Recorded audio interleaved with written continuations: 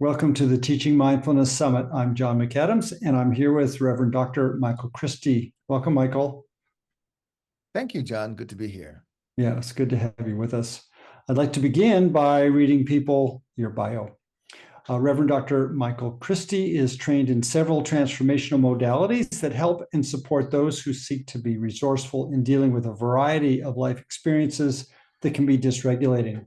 Michael is the senior pastor of the Zion First Baptist Church, Middletown, Connecticut, and employed with the Connecticut Department of Correction as a chaplain supervisor. He works with both staff and inmates, offering tools to help transform traumatic events, past, present, and future.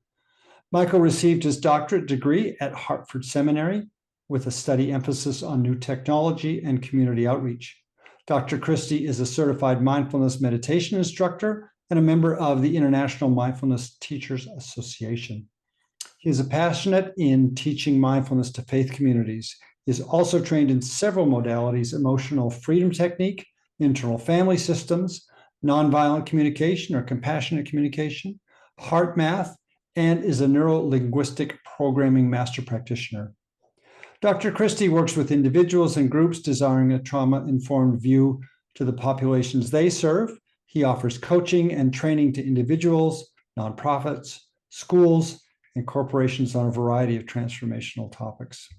So again, Michael, it's really my pleasure and my honor to be with you here today. Truth be told, Michael and I get to spend time together, and it's always just really a pleasure to be with you, Michael. And we're going to jump in. You ready to go? Let's go. Let's do this. I'm okay. excited about this conversation. So I'm going to ask you, what's your definition of mindfulness? What's your definition of mindfulness? How do you see mindfulness fitting into the Christian faith? So really two questions for you. My definition of mindfulness and how do I see it spinning in the Christian faith? Is that fitting in or fitting. Yeah. So the classic definition of mindfulness is really paying attention in a particular way, right? So it's really directing your attention in a particular way. So that's the basic summation for me of mindfulness. And of course, that extends to a variety of things. We can be mindful in terms of when we're meditating, and we can be mindful just paying attention to what we're doing during the day. If I'm taking a shower, I can be mindful about particularly taking a shower and feeling the water and being present to the shower experience. Mindfulness matters in the Christian community or in the faith-based community because much of our prayer is a form of meditation and requires paying attention, requires being alert, requires calling our minds back when it wanders, when we start planning for other tasks other than praying, or we're not present to that. And so for me, it's been a transformational addition to my Christian faith in terms of my prayer life, in terms of just settling myself. I find that I'm more connected to God, connected to the divine. I have more access to, discerning what I call discerning the voice of God when I'm able to just be mindfully present, and particularly when I'm mindful in my meditation. Mm-hmm. Okay, thank you. So tell us, how did you get to this place to be a Black Baptist preacher practicing and teaching mindfulness? Yeah, it's been an interesting journey. Maybe 20 years ago, I started. I first learned NLP, neuro-linguistic programming, and back then there were some meditation pieces to it. I was at the part of my journey where I was a little spooked by meditation. Truth be told, I had the misunderstanding that meditation was really a Buddhist thing or a New Age thing, and so many in my tradition would tell me that, and so there was lots of tension within me and resistance to not open up myself to this practice of meditation. But as I grew in my own faith tradition, as I read my own scriptures and saw throughout so many places in the Bible, we're called to meditate. It's meditate on God's word. Just looking at Jesus going to the mountains and to the wilderness by himself to pray. My sense is that he was doing more than what we'd call prayer now, but that he certainly might be talking to the Father, but he was also sitting still and trying to hear from the Father. And so I started becoming more curious about meditation. And I think the thing that shifted for me is when studies from John Kabat-Zinn started to come out about the studies they were doing, I think at UMass, and the kind of powerful research response they were getting from folks that were in the clinical trials doing 8 weeks of mindfulness versus the control trial, that control group that didn't do anything, and how much different it was for those that were doing mindfulness in terms of pain and how they related to pain. And I believe they measured several other things. And so that gave me ease because of the scientific basis to kind of go back into space. And as I began to study and just really research my own spiritual texts, I discovered that God certainly was calling us to meditate, and I didn't really know how. What I was calling meditate was a form of meditation. I was just studying the word, looking at the Greek and Hebrew verses of things, and really digging deep in the scriptures. But there's another level of meditation that I think he's calling us to. As a matter of fact, one of the scriptures says, "Be still and know that I am God." And I think that verse really kind of encapsulate what I was longing for, that if I wanted to know God, if I wanted to know the divine, that there was something about learning how to be still, which our culture doesn't do very well at. We are a very busy culture. There's always something going, our iPod, our iPhone, our iTunes, our laptops, our TVs. We're always buzzing with lots of things going on in our lives that we have lost the art of stillness, right? There's so much of our culture that is counter stillness, and there's something powerful in just being still, like still in your body and still in your mind, that you can hear from God. And so I was fortunate enough when to meet a fleet and to get trained in mindfulness meditation, to get certified through that program. That really just transformed how I looked at scriptures, how I studied the Word of God, how I engage with people. Really, for me, when lots of Christians talking about having the mind of Christ, I found it easier for me to try to at least embody what many call the mind of Christ, which is to be much more compassionate. Mindfulness and mindfulness meditation has really helped me to do that better than I was before. I don't strive as hard to do it. Some days I'm good at it, and some days I'm not good at it. But now I have a tool that kind of helps me to move forward in that space, and I'm really just loving it. Mm, mm.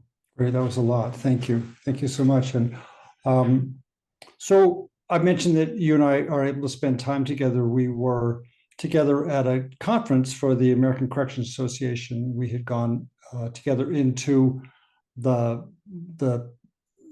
presentation hall, the sales hall, and we were standing in a booth, and I was talking to a young black man, and he asked what we were doing, and you were off talking to somebody else, and he said, "Oh, mindfulness meditation." He said, "I'm really interested, but I'm a little bit scared of it, or I'm unsure." He said, "I'm a Christian." And he was very authentic and obviously a devoted man. And he said, "I'm a Christian, and I just don't know. I don't know how it's going to work." Mm-hmm. And so I said, we just happen to have the perfect person right here to talk to you. And we got the two of you together talking, and I was able to stand and listen to how you spoke with this man and the dialogue that you shared together. And it was very impressive. It was really a beautiful moment. And you set this young man at ease. And I think you set him on a path of exploration and discovery. And I'm going to anticipate that skepticism is something that you come up against, or you come in contact with when you're working with faith communities, whether it's in your particular church or other faith communities that I know you're called to speak with and work with. And so what are you seeing? What are you seeing as challenges and concerns that Christians are bringing to you that might have about mindfulness? And how is it that you can address those concerns respectfully and effectively? And in the end, does mindfulness in some way, are there any slivers here you're finding that there are conflicts with Christian beliefs? Yeah. So There's three pieces there. There's the interaction with the young man, and I think what you're asking is, he kind of embodies some Christian concern, resistance, maybe even fear about is this in conflict with their faith if they're doing mindfulness and meditation. And so, as you know, there's two things. Well, I can be mindful and not meditate, but I typically can't meditate without being mindful. So that's one distinction we can clear up for folks, that you're mindful all the time. Like when you're cooking, you can be mindful. So that is not a Buddhist event to cook. It's not a Buddhist event to, do all of our daily things we do.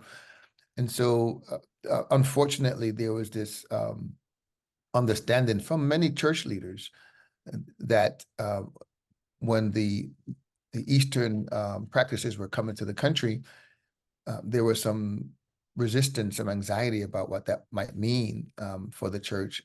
And because meditation was so strongly associated with Buddhism or with the New Age movement, lots of pastors would teach that it's not for Christian. And they had some legitimate reasons, right? In the early 60s, when the movement was really starting to, when Eastern practices was really starting to take off in the US, lots of the celebrities were practicing meditation and going to see these gurus. But in addition to that, they were also doing psychedelics and having these out-of-body experiences, and then kind of combining those two things and talking about those two things as though they were one event.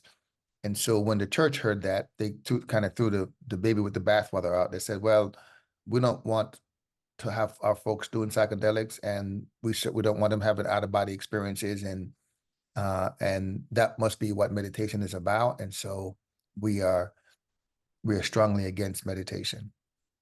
We've come now to understand that, one, there are fads in the world, and that was certainly one of them.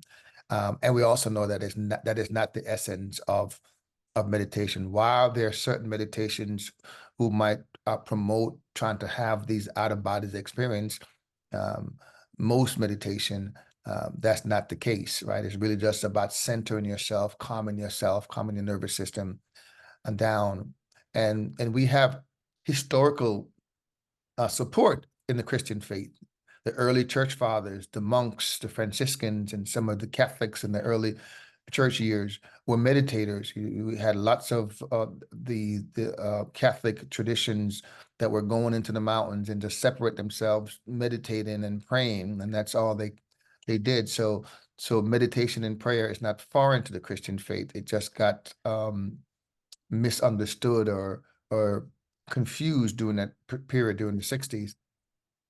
And so that's what I really kind of explain to folks. And I ask, why don't you meditate? And most of them are not because they think it's another faith tradition's belief or form or act. And so I said, do you stop praying because a Buddhist pray or because some other faith prays? Like they say, no. I said, all the other faith tradition pray, that doesn't stop you from praying. So mindfulness and meditation is not owned by any faith tradition, right? And so it's a tool, just like a hammer or fork is not owned by any faith tradition. We all have access to this to feed our bodies and to feed our minds. And so really kind of explaining that, and then really go into scriptures and show how, the Bible invites us to meditate. And when you really look at some of the root words of meditation, there's different words to kind of point you to meditating, point you to musing, to humming, point you to chanting, point you to sitting still, pointing to deep reflection. And all of these are forms of meditation.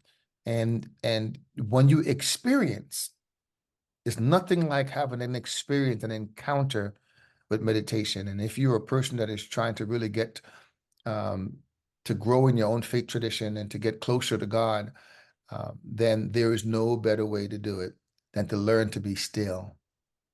Because this is the challenge for most faith tradition. We have been taught in prayer to just talk. We just do all the talking. We go to God. We yabbing at God all day long if we are that good. Most of us never let God talk back because we don't give him the space to talk. We're always doing the talking. And so what meditation teaches us is to pause long enough that you might hear from God, whatever that might look like for you or feel like for you, right? To begin to practice, to cultivate, to say back to God, I've done my talking and my requests, and I want to honor our time by making the space to hear from you, to see what you want to say. And the more we do that, is the better we get at kind of learning and discerning. And when I do that, I don't hear a voice all the time, or even most of the time, and maybe nothing happens when I do that. But I feel wonderful that I'm honoring my relationship with God by giving him his space, right? In any respectful relationship, we both get to talk. I don't do all the talking and the other person don't. And certainly if the other person is more powerful than I am and more loving and kind, and if I need them more in my life, I certainly want to hear from them. And so it's a practice to pause and to give God the space to connect with us, right? So that's the difference. And so when it's put in that perspective, I believe most people see the rationale in that and can try that for themselves. And so the beautiful thing about a meditation is you meditate and use your own faith tradition, your own scriptures, right? So for us as Christians, you use the Bible to talk about. You can meditate on a word in the Bible, and you can chant a word or repeat a word or focus on a phrase, um, or just sit there and count your breath, so to speak, just as a form of meditation to discipline your mind to be still. So, there's different intentions in when we meditate, right? What am I meditating for? Am I meditating as a form of prayer? Am I meditating because I'm trying to train my mind to be still? Am I meditating because I want to hear from God? Am I meditating because I want to embody more of Christ's character? I mean, so it depends on what our intention is at any given moment in any given day. There's a different form of meditation that we can incorporate to kind of meet those needs and those goals. Yeah, great. So I heard a lot in there. I heard maybe what I heard was styles of contemplative practice, styles of reflective practice, styles of sort of stillness, openness. And you're also talking about listening, right? Listening is such an important skill that we can cultivate. Listening actively, listening empathically, and in your words, listening for the word of God or listening to God and honoring that conversation, that time together. So in terms of time together, in terms of prayer and worship, you're a pastor, you preach in church every Sunday. How do you or do you how do you bring this? What does it look like when you're in church, when you're the pastor in church? Are you bringing mindfulness in a very covert way, or how are you integrating in that way? Yeah, so in the space of worship, um, I don't have the intention or the cognition to say I'm going to do something mindful. So there's times I might invite the congregation to just be still. Let's just pause, be still, right? As a gentle way, as mindfulness. Um, um, for me, the way I've taught mindfulness to the church is I've done several workshops. On Saturdays, we'll get together with the sole and purpose of learning how to cultivate a meditation practice. What is that like? And then have some experiential parts of that where we actually sitting and meditating together. And folks have just been blown away by that. The experience to sit still and to connect with the divine has just been, it sells itself, right? So most of my incorporating mindfulness or meditation into the church experience has been that way. It's been that way. And I think, prayer is a form of meditation as well. So prayer is a big part of the Black church that we're praying. It's not as intentional as calling to be mindful about a particular thing in our prayer. But so I don't necessarily do that in the worship experience, although there's spaces where I could call folks to just be still. And just, I could invite everyone just to be still for a moment and just connect with God, right? Or maybe even a visual, be still and imagine you're in the presence of God, right? As a way for us to just focus and be mindful and to kind of imagine what that might be like, kind of bring people in the space. But most of the time I'm doing this through workshop because I really want to empower individuals to form their own practices, right? So you don't have to wait for Sunday service to come to get a taste of this, but that you can make your own meal, right? I don't have to wait to go to the restaurant to order something fancy. I can make my own fancy food at home if I know the basic ingredients to cook the particular meal. And so it's my intention and goal to really teach folks to meditate for themselves. So when you're home, you don't need to hear my voice. You can do this on your own. When you're sitting with God or sitting with your own study and your own holy scriptures, this is a beautiful way for you to engage with study. That you're pausing and you're doing some meditation to open up your mind and your heart to receive. I want you to be able to have the skill for yourself. And so, so I haven't, to answer your question, I haven't really made a big fuss about incorporated into the worship experience. My preference is to teach folks to do that, and we do. And when I have Bible studies, so when I do my Bible studies, not all the time, but on enough occasions, I would lead us to a meditation, just to pause everyone, just to get everyone centered, get our minds and our heart prepared for the study that we're about and the conversation that we're about to have. So those are typically the space that it shows up for me, not on Sunday worship. Okay, so what comes up that's kind of interesting to me is, so you're working with parishioners, your parishioners from your church some of the times in these workshops. Yeah. Mm-hmm. And do you hear feedback from them in terms of their worship experience, their Sunday worship experience? As a result of has there been any sort of a shift, change, transformation in the way they're experiencing the worship for themselves? The response have been profound. And I've had several members say to me, so first of all, the folks that have come, it hasn't just been members of the church. They've been members of other churches in the community. People are curious and want to know, what is this about and how can I really incorporate this into my faith journey? But the responses have been just really amazing in terms of people's aha. It's like, wow, I wish I had known this before. Because it just really elevates your faith walk. It really elevates your spirituality and how you connect with God. And they sense that, they feel that. How does that show up for them on Sunday differently? I can't say, but I know then it shows up. And I sense that some of the people are really, because you got to practice, right? So this is not something you do one time and then you're done. You get all the benefits of it and you never have to do it again.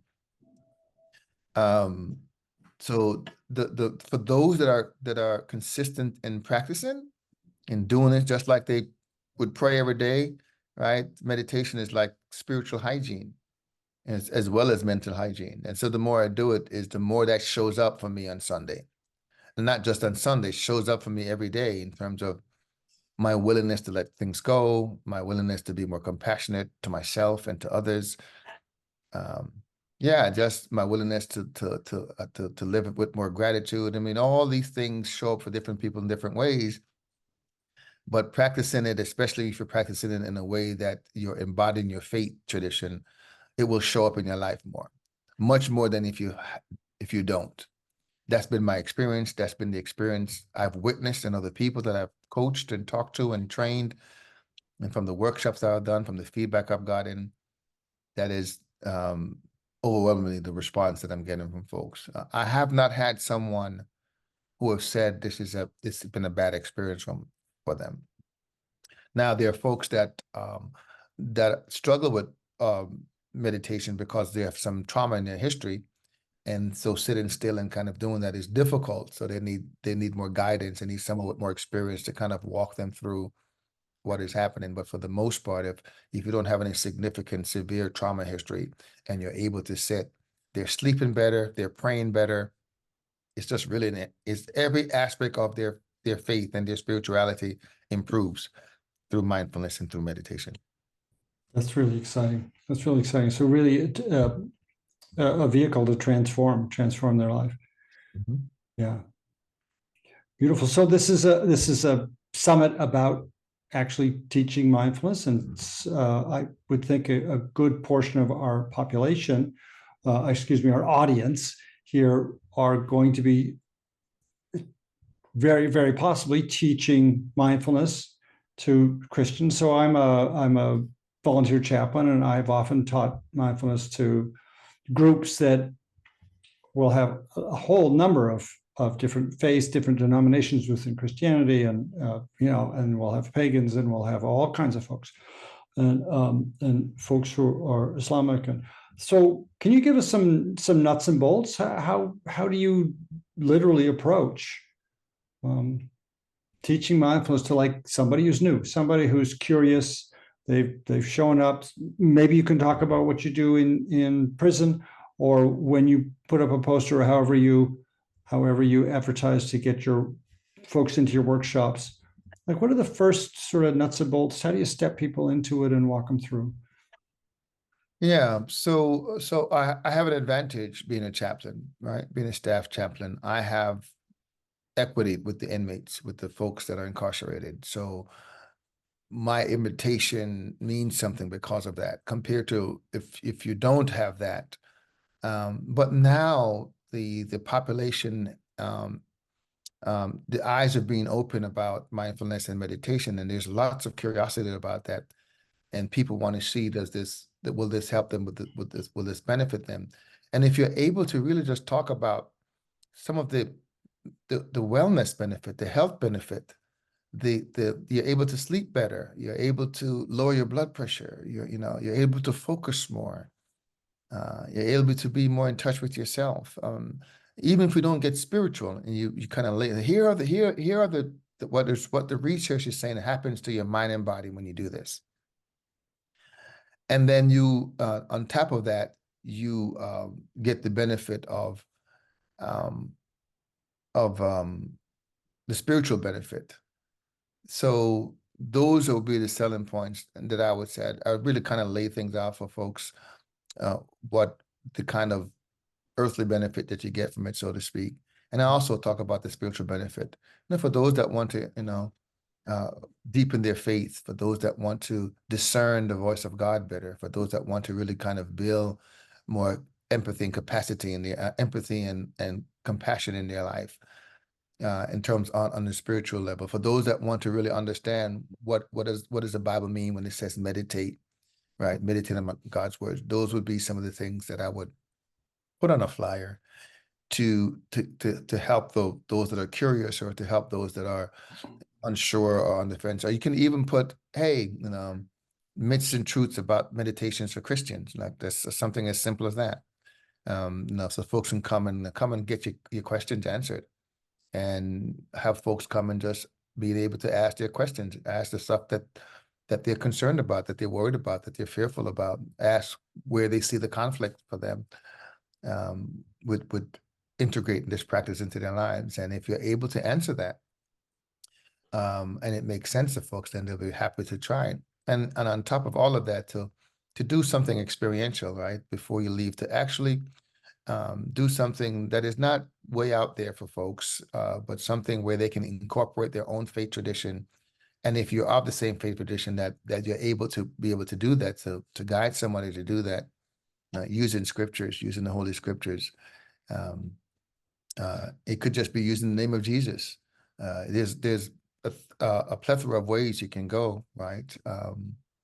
The Jesus prayer. There's so many contemporary contemplative Christian mindfulness or meditation practices out there that you can follow, or you're like me, I kind of just make up my own because I have a level of training that I can, I can do what meets my own need.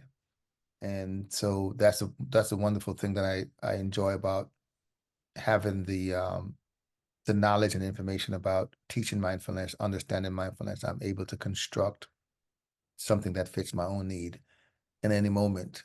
I'm not stuck to a particular prescription about how to integrate mindfulness into my faith. I do that many ways, many different ways. And for folks like myself who will regularly end up with really a mixed group of men, I work in a men's jail. Any suggestions or thoughts about how to approach? I love the idea of, as you said, the earthly or the scientific, the health benefits. I know that you and I have often spoken. You speak a lot about self-regulation, regulating the nervous system, and we know that as we regulate the nervous system, that allows us to regulate our cognitive mind and our emotions as well. So I sometimes I feel like, gee, might there be a conflict for somebody who is Islamic, or is, as I say, pagan, or is Jewish, as well as all these different denominations of Christians? I haven't found conflict. I approach people as people. They're people, right? And I think that we can all potentially benefit from sitting still, the way you said. But you work in a prison situation quite different than a jail situation. Just wondering, like to hear about your experience. Yeah, so it's certainly much more challenging to do a mindfulness meditation practice with the intention of teaching about its spiritual benefits in a ecumenical way, right? Although it is possible. So I've taught mindfulness, just mindfulness. It wasn't connected to spirituality per se. I was just teaching people how to regulate their nervous system, how to, kind of calm the anxiety down, kind of calm the worry in mind. And there were folks from different faith tradition that was present. And so we kind of just focused on the basics of doing that. I wasn't integrated in my own faith tradition, excuse me. And if I had to teach if I had an eclectic group where there are folks from different faith traditions there, wanting to know how can I integrate mindfulness into my faith tradition, it's easy to me. And so one of the ways we do that is to speak to the benefit and the value of the dialogue, right? All faith traditions having a dialogue with the divine, right? It's the earth, it's earth to heaven and heaven to earth. And so it's a way to open the two-way communication. So it's not just earth to heaven, but am I willing to make the space to get from heaven to earth portion? And so regardless of your faith tradition, you can plug that in. Whatever your faith says, you can plug that in there. And so you can speak in a generic kind of way about how to be still, to really sense and discern the voice of God. So that's how I would do it if there was a ecumenical group that was gathered together. I'd be generic. I believe it's best. Certainly, if that's what you're working with, then that's how you do it. That's what I would do. Good. Well, thank you. Thanks for that advice. It's good. And there's really two paths. One is to go strictly mindfulness, and the other path, if I must go something spiritual, then I'm just talking about the potential spiritual benefits without naming a faith tradition. Mm-hmm. Yeah. So let's, as we start to move through this, let's come back to your faith and how you work in your workshops. And are you seeing, so not really how you work in your workshops, but I guess my question is, Are you seeing an expansion of this kind of work across multiple churches? Are you in touch with other pastors who are doing work like you, or are you seeing this become a movement or expansion of some kind? I am not in touch with other pastors. I'm actually training some pastors now that are really seeing what I've done, seeing the work that I do. I've experienced my workshops and I'm like, wow, I can really see how this could be a benefit to my personhood and to my spiritual being, right? So like I can see how this can benefit my body in terms of rest and recovery and resilience and all of that. And I can and clarity of mind and focus. And I can also see how this can help my sense of God. So I'm in the process of training some pastors to do that. I don't know, and that doesn't mean they don't exist. I believe there is an expansion occurring in terms of people having an increased awareness of the value of this, of mindfulness. Some of the walls are coming down because the language of mindfulness is so common now, right? Every workplace is talking about mindfulness. So if you're not doing it in your church, you're probably doing it at work, right? So people are getting exposed to it on a number of levels. So it's easier now for this to be incorporated in some of the churches and for churches to use it, for their own benefit, so to speak. Yeah. So yeah, but I'm not connected to communities that are doing it. I imagine that they are there. I imagine that it's expanding. I know there's a hunger and a deep interest for it, and maybe folks don't know how to. From the pastors that I've talked to, they needed me to kind of clarify some things for them, like to kind of help them to get some distinction in what was conflicting to them, what was a conflict for them, what was a theological or emotional conflict for them. And once I put that really in perspective, they're like, "Oh, yeah, that makes sense."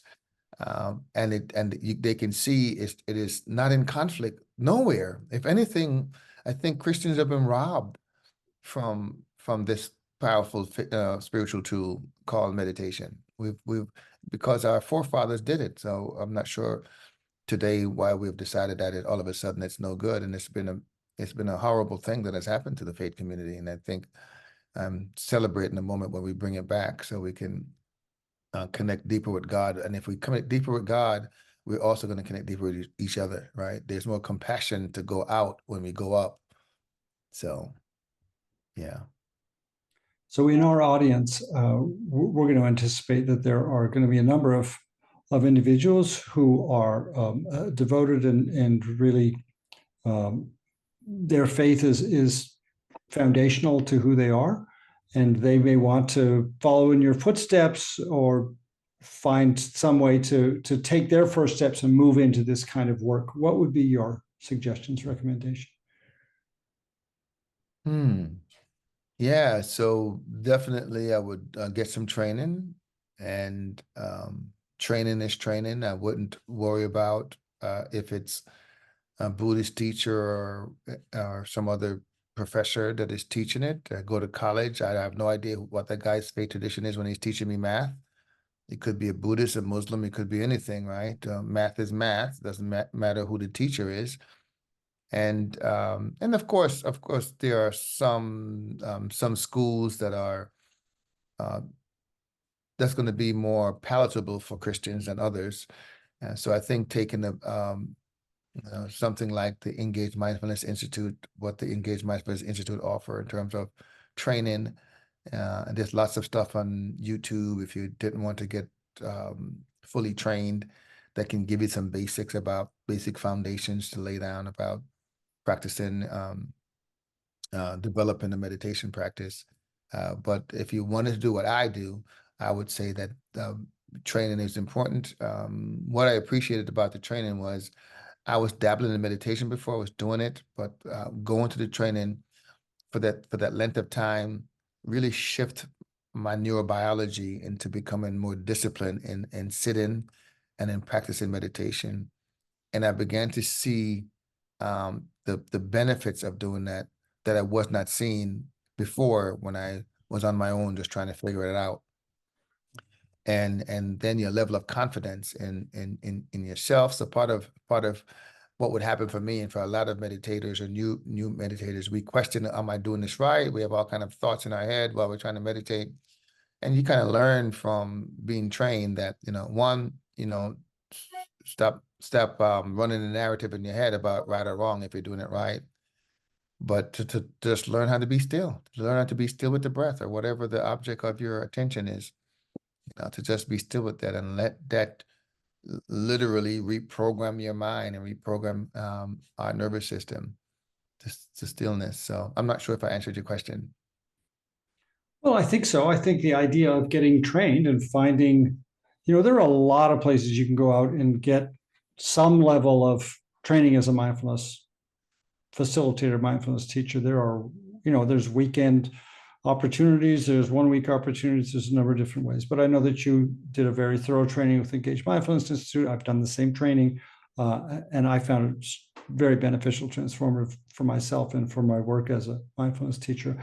And there are, there are others available, but I think that's great advice to be well trained, and that, when we practice, we teach from our practice, right? We guide from the experience we have. We're not guessing, right? I think that's the confidence you're talking about. Yeah, and it's not coming from a book. It's really coming, to your point, from your experience. And I'll say two things. One, I'll say that there's a lot of gimmicky mindfulness training thing out there, like you said, for a weekend and you get a certificate. That's not honest. That's a marketing ploy, and you'll get something out of it, but they're not training you to be an instructor. So because there's no profession anywhere where you go for a weekend and you become an instructor of the thing. So I want to say to you to be careful of those things. You can certainly use those opportunities to get exposed to the practice of mindfulness, to even to the teaching of mindfulness, but that's not mindfulness. And to your comment about that the teaching flows from your practice, that is so true. To the point where I don't really necessarily prepare a script for my teaching. I literally show up to the class and allow what is present with the class to dictate what I do. I have an idea, direction of where I want to go. So if I'm doing something, for example, in beginning mindfulness teaching, so there's a kind of a prescript for that. But so often when I do mindfulness classes, because I am practicing, I can show up in the room and go from there and just sense, even during the practice, what is happening, because I've been practicing, because you've been sitting. So you have this internal guide that helps you. And I think the more you do this work is the more you are able to sense what's in the rooms, literally what's in the room, so to speak, to kind of, we talk about, we have good vibe, bad vibe, or I have a feeling about something. That ability to have that feeling really kind of expands the more we practice. So when you're in a room, you kind of really get the sense of what is needed next, right? And sometimes for me, my experience has been, I might have a particular path I'm going, and I'll get a clear sense I need to change. I need to offer something different. And usually someone in the class would say that was beneficial for them and they needed that, or something was happening for them. So that's the value of, and the importance and the significance of having a daily practice. And I'll say this, and it doesn't have to be long. I know a lot of instructors try to tell folks, half an hour on these long. You can have 5 minutes a day. Just do something. Just be consistent with something. Just to be paused. Even if you pause and take 10 conscious breaths, right? In that moment, for me, that's a practice. That means that's the beginning of cultivating something that is mindful. So, yeah, that's my thoughts on those things. That's great. I think that's great, and hopefully we've inspired some folks to take some steps to think how they may be able to incorporate this into their life, their prayer, and their worship. And I just really want to appreciate your time and your expertise and all the work that you've done and what you share for people. I know that you travel around the world and you do this work. So just appreciate that so much, Michael. And I'm very happy to have you here on the summit with us. Thank you, John, and God bless all of our viewers. I pray that this was a blessing to you. Right, thank you. And if folks want to connect with you, and is there a way that people can learn more about your work? Is there a website, or would they go to your church site, or how might people connect with you? Yeah, probably the best way to get in touch with me is through LinkedIn, Dr. Okay. Michael Christie, or I'll give an email address, and folks can really reach out to me that way. Okay. Good. We'll do that on the site page.